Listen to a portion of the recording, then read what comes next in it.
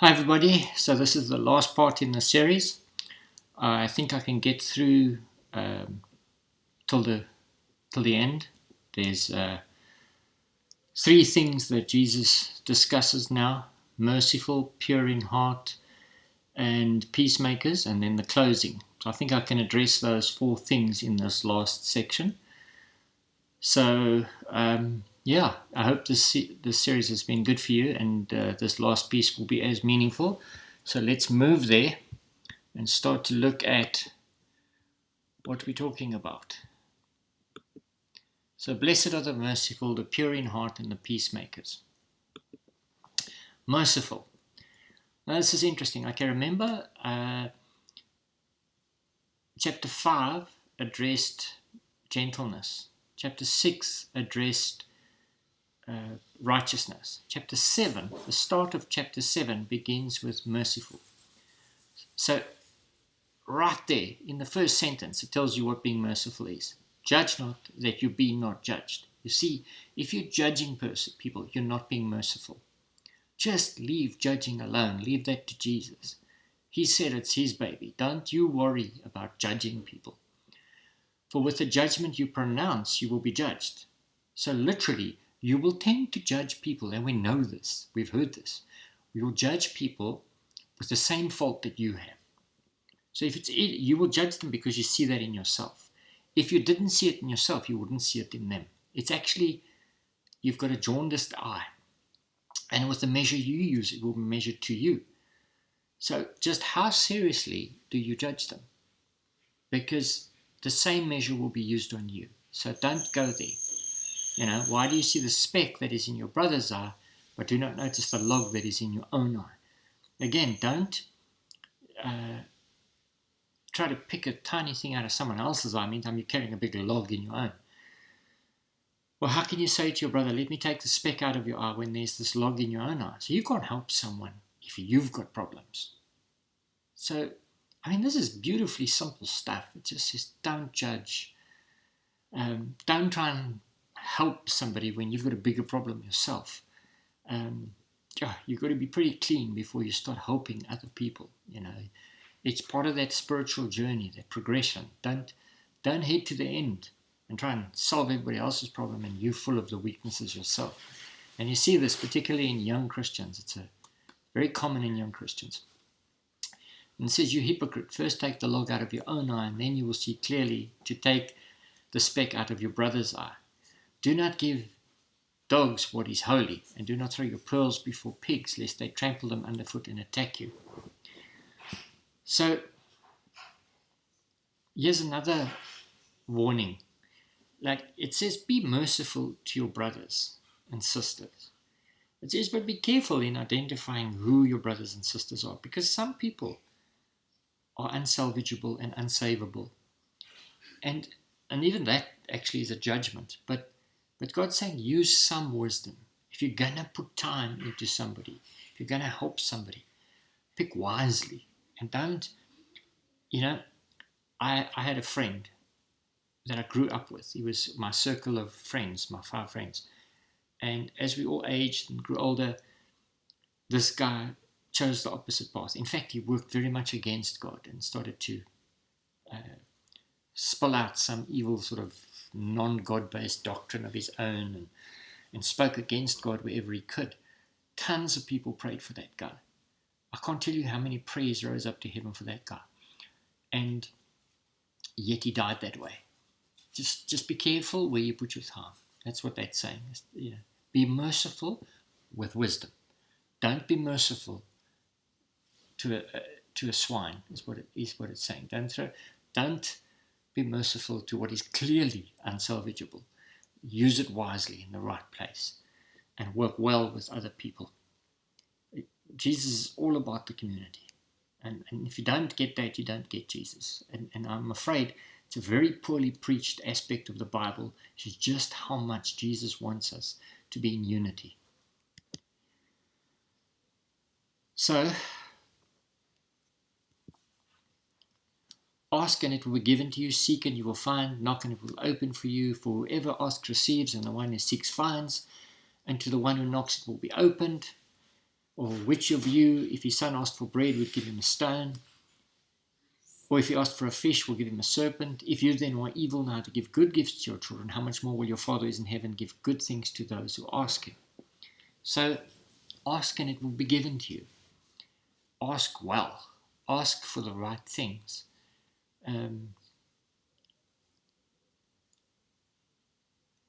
Ask God to help you to be merciful.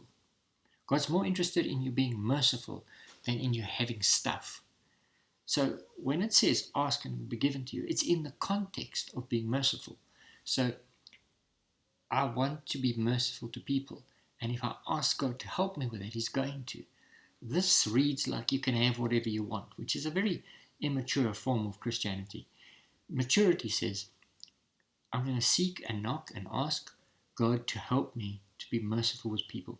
Why does it say that here? Because being merciful is difficult. It's essential, and it's a path we all have to step onto and start to growing. But it's not easy. It's not easy to stop judging because we grow up with that. And it's hard to not judge. So ask, and this gift will be given to you. And then it says the golden rule. So whatever you wish that others would do to you, do also to them, for this is the law and the prophets. And right there it sums up being merciful. You're expecting to be treated mercifully. Dish it out. Not hard to grasp that. Enter by the narrow gate. We often hear this narrow gate, and we wonder what it means to walk on this narrow gate and go on the narrow road, because broad is the way that leads to destruction. And it says, for the gate is narrow and the way is hard that leads to life, and those who find it are few. It's not easy to be merciful.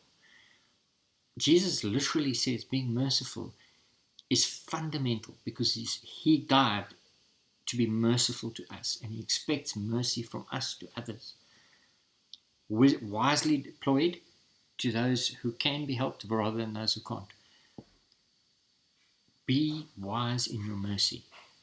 And use these verses in context. This ask and it will be given to you. It gets used for, I need a Porsche. That's not logical. It's in the context of mercy. Don't use it outside the context of mercy. It's meant to be used when discussing mercy. So, what you want others to do, do to them. Don't do things to other people that you wouldn't want done to yourself. It's not a hard thing to understand. This is the narrow gate, and this is the narrow road. Being merciful is fundamental to being a Christian. Be gentle, be righteous, be merciful. Simple stuff, but don't judge is key. So be merciful. That's one of the things God wants us to do. Blessed are the pure in heart. Okay, so this is one paragraph, really. Beware of false prophets who come to you in sheep's clothing, but inwardly are ravenous wolves. You will recognize them by their fruits. Are grapes gathered from thorn bushes or figs from thistles? So every healthy tree bears good fruit, but a diseased tree, bears bad fruit. A healthy tree cannot bear bad fruit, nor can a diseased tree bear good fruit. Every tree that does not bear good fruit is cut down and thrown into the fire. Note fire. Thus you will recognize them by their fruits. So it starts off, beware of false prophets. Okay? So to stay pure in heart, you've got to be wary of the false prophets. People who will come to you with a doctrine that sounds really cool. It sounds nice. And I really hope that is like the way Christianity is, because that sounds pretty cool. It's not a far move from where I am in the world to there. It sounds like I move from the world into Christianity and I just get God's help, as opposed to having all of this to live through and learn and become. Now, somebody who tells you you don't have to change is a false prophet, because all of this Jesus has just laid out in the speech requires change from you. So beware of false prophets who come to you looking in sheep's clothes, looking like a plaster, but inwardly are ravenous wolves. You will recognize them by their fruits. So look at what did they deliver. Analyze people you accept into your life and talk to you. Look at what they've got to say. Don't just accept whatever they have to say if they don't have good fruit. this is so important. The diseased tree bears bad fruit. You see, you're born again, you're spirit-filled, you've got God, but now you get diseased. You've allowed a false prophet in. You've allowed a doctrine that is so contrary to this Christian manifesto, that you have been sidetracked completely to where you cannot bear fruit.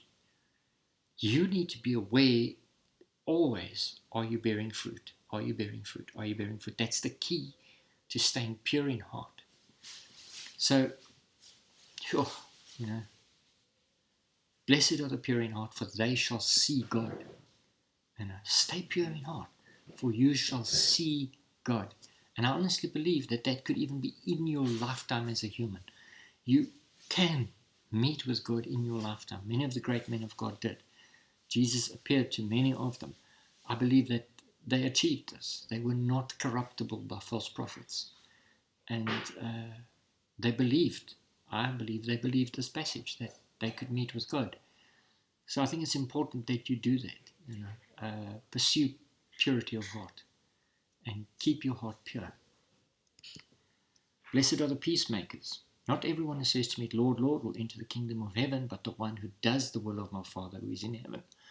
On that day, many will say to me, Lord, Lord, did we not prophesy in your name and cast out demons in your name and do many mighty works in your name? And then I will declare to them, I never knew you. Depart from me, you workers of lawlessness.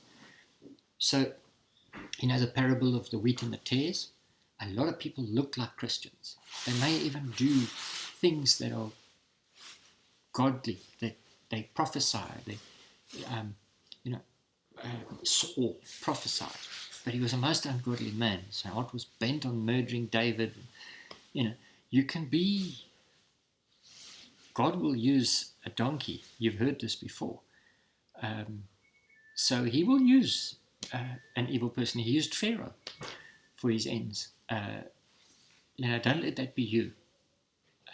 So why is this blessed are the peacemakers? For they shall be called the sons of God. It's because when you see this, when you see people saying, Lord, Lord, but they don't really know God, you go and say to them, but you, brother, sister, you need to move into a place where you are real with God. Make people get real with God. Be a peacemaker. Don't leave them in their fake Christianity. It'll cost them everything. If you see someone in fake Christianity, you need to help them out. Because nobody wants to hear, I never knew you. Depart from me, you workers of lawlessness. Okay, so now those moved pretty quickly. So we're through the basic discussion points of Christ.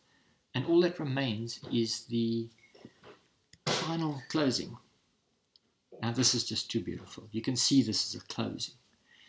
Everyone then who hears these words of mine and does them will be like a wise man who built his house on the rock. And the rain fell, and the floods came, and the winds blew and beat on that house, but it did not fall, because it had been founded on the rock. And everyone who hears these words of mine and does not do them will be like a foolish man who built his house on the sand. And the rain fell, and the floods came, and the winds blew and beat against that house, and it fell, and great was the fall of it. That's a closing worthy of Christ. Just do these words, and you are a wise man who built his house on the rock. You can get lost in different parts of the Bible. You can get lost all over the show in the Bible. But the solid advice Christ gave you is to stay fixed on this speech of his. Stay with it. Don't leave it. Move around in the Bible. Learn other things. You have to. It's important. But do not move away from this. This speech by Jesus is the rock on which you build your house. So stay with this. Don't make any mistake in falling away from this passage. Why not read this weekly, at least monthly, but read it continually. Never lose sight of your progression against this standard. This is the standard for Christianity. This is the requirement from God. This is what is required of Christians. So you have a manifesto to live by. You have a declaration to live by. You have a guiding light. You have the words of Christ. This speech, your high priest, your king, your God gave you this to live by. It's important that you live by this. And with that, we end this series, and I hope it's been a blessing to you. And I thank you if you did go through all of this with me for your time, and I hope it was a great blessing to you. Cheers for now.